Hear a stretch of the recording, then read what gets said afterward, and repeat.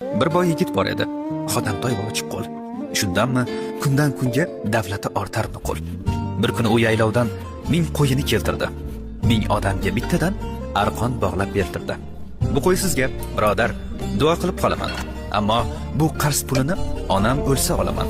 Bu gaplarni eshitgan ona ranjidi bir oz. Kelib o'g'li oldiga qildigina e'tiroz.